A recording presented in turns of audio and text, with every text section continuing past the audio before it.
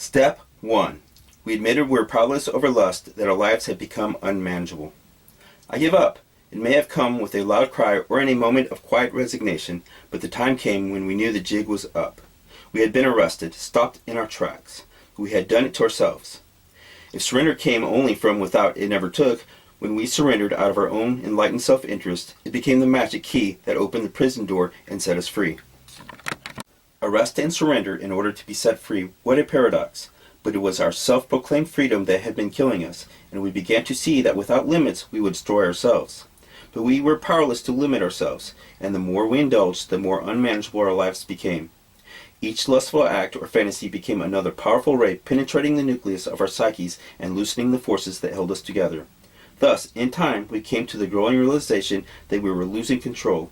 It was to this truth that we surrendered, the truth about ourselves. Something's wrong with me, and I can't fix it. Awareness of the unmanageability of our lives was not apparent to us at first, but as we recovered from shock and spiritual blindness, we began to see how we were unable to function without lust, negative attitudes, and dependencies holding our lives together. Reaching the point of utter despair did not always come right away. It came to some of us only after we had been in the fellowship for a while. The full effect of step 1 seems to come gradually or in stages, with the unfolding realization of our unsoundness. It is out of this inner honesty with ourselves that the feelings of hope and forgiveness flow. We were free to see and admit what we really were inside because we were finally free from having to act out what we were. How long and how cleverly we had defended our right to wrong ourselves and others, and how long we denied there was any wrong at all. But every wrong attitude and act stored up its own punishment against us from within, until finally the cumulative weight of our wrongs brought us to our knees. The third option. Before finally giving up, we had tried one or the other of two options. On the one hand, we expressed our obsession by acting it out. On the other hand, we tried suppressing it by drinking, drugging, eating, or by fighting it with white-knuckle willpower. And with what a show of promises and resolutions. Many of us switched from acting out to suppression, back and forth. Neither option brought us the peace we sought so desperately. Expressing the obsession made it progress relentlessly, on, and suppressing it only made the pressure build inside until something had to give. Both options made it worse. We were between a rock and a hard place. We never knew there was another option, surrender. What a beautiful, liberating word it has become to those of us who do it. Surrender is letting go. The story is related in 12-step program circles of how monkeys were caught in the wild. It is actually a native folk tale. Fruit as bait is placed in a cage with an opening only large enough to allow the monkey's open hand to enter. Once the monkey's hand grasps the fruit, his fist becomes too large and his hand is trapped inside. Rather than letting go of the fruit so he can withdraw his hand and go free, the monkey clenches his fist all the harder as he tries to have the fruit and freedom too. Our story. There's another story of the man who fell off a cliff in the dark and on his way down grasped a branch and hung on for dear life. Weakening, he finally cried out to heaven, "Please help me." And the answer came, "Let go." "But if I let go, I'll die," the man replied. "Let go," was all he heard. When finally he could hold on no longer, he did let go, knowing it was the horrible end. To his great surprise, the ground was only a foot below him. As long as we either clung to it or tried to fight it into submission, our habit fought back. And being more powerful than we, it always won. Only when we let go does the release come, as though God mercifully raises the very earth itself to meet us.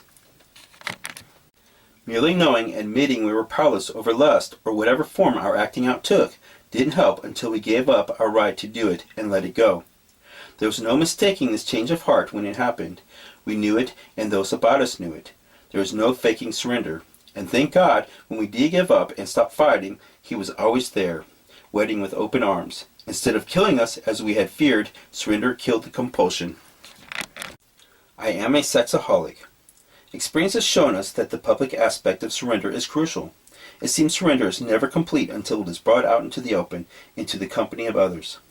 This is the great test that separates wishers and whiners from doers. It's as though I was not really willing to put it down until I brought it out before others who were putting theirs down. Making others a part of my surrender helped me be honest with it. What is this public aspect of surrender? First is being able to acknowledge what we are. It takes some of us weeks or months of coming to meetings before we can realize it at depth and say from the inside, I am a sexaholic. Others seem to freely acknowledge this immediately. Next, we start talking honestly about ourselves. First, what we've done and thought in the lust, sex, and relationship area. Then gradually, as more is revealed, we talk about our other defects. Typically, these are revealed progressively over time. It's as though we can't see the full extent of the power our sexaholism has over us without first making a start at sharing it in the fellowship. Then we begin to see and disclose more as we become part of the progressive honesty and self-disclosure of others. A trust begins to develop as we see that nothing is being held against us and that others are just like we are or worse off. Trust deepens as we become mutually vulnerable by leading with our weaknesses. Leading with our weaknesses becomes the point of identification and union with each other.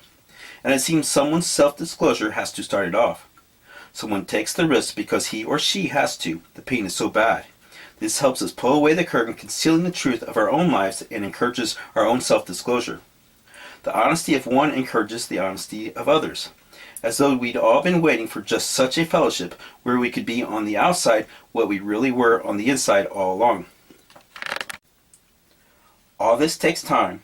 We didn't get here in a day, but before we know it, there is shared honesty and mutual vulnerability.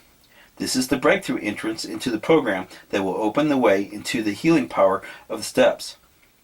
And this is why there must be those who in our meetings who are hurting or who have hurt badly enough to break through into true honesty and surrender. This lends power to the meeting, and the spiritual unity and effectiveness of the group are enhanced. With an in-depth realization of what we really are and a willingness to reveal the truth about ourselves to other members, we can connect with recovery. When we begin telling it like it really is and was from the inside out, we become part of. The spiritual connection begins here by first disconnecting from what we did. And we disconnect from it by sending it away from us as we tell it. This is the point of breakthrough. The essence of effective sharing is that we want to be done with our sexual and other wrongs and are sending them away. Mere catharsis or even honest self-disclosure misses the mark if that's all it is. The aim is to bring our diseased attitudes and misdeeds to the light of others and God and to be done with them. When it comes from such an attitude, sharing becomes a liberating and life-giving experience. This is why telling all is not taking the first step. Such confession can be anything from boastful replay to anguish dumping or intellectual analysis. And even then, it's not really all, and often it's only surface material. In truth, we don't take the first step, it takes us. It overtakes us. And if it hasn't yet, hopefully it will. The sickness and punishment sexaholism produces inside us keep pounding us until we're ready to give up, let go, and know we are powerless over lust. Our lives had become unmanageable. For those who enter recovery through this program, the realization of powerlessness becomes coupled with growing awareness of personal unmanageability, the fact that something is out of kilter at the core of the self. For it is our very self that has turned from life. If we are content with ourselves, simply minus the compulsion, there can be no recovery. Recovery is more than mere sobriety. Deep inside, we always knew there were other things wrong with us, and it turns out our addictions were really trying to keep us from facing them. This is why, once the initial surrender of steps 1, 2, and 3 is made, steps 4 through 10 deal with exposing, confessing, and righting our wrongs. In sobriety, we quickly learn that we are just as powerless over other defects that begin to surface, resentment, for example, as we ever were over lust, sex, and dependency. The fact that these other problems aren't necessarily as obvious as lust can seduce us into the notion we're really okay. We can go for stretches of time without acting out on them, but when things go wrong, watch out. They burst forth with a fearsome vengeance and fury. Bad feelings boil up as if out of nowhere, feelings that are against others, that isolate us and force us back into the prison house of the self. We'd rather believe such outbursts are simply results of what others are doing to us, unwilling to see that we think and act badly because there's something wrong inside us. As though bitter waters can spring up from a pure well. What great relief to finally come to the place where we can say, not only I'm powerless over lust, but I'm powerless over me. It's okay to be absolutely powerless over self. This is where we join the human race. And best of all, just as the mission of powerlessness over lust is the key to our sexual sobriety, so the mission of powerlessness over our defects is the key to our emotional sobriety. Victory through powerlessness by the grace of God. What a glorious, liberating discovery. This is the point at which our self-honesty begins to grow, where recovery begins. But thank God our defects are revealed to us progressively. In the fellowship of identification, acceptance, and forgiveness, we are able to bear the realization without destroying ourselves or resorting to one of our drugs to escape. Our God is patient and loving and kind with us, as we must learn to be with others.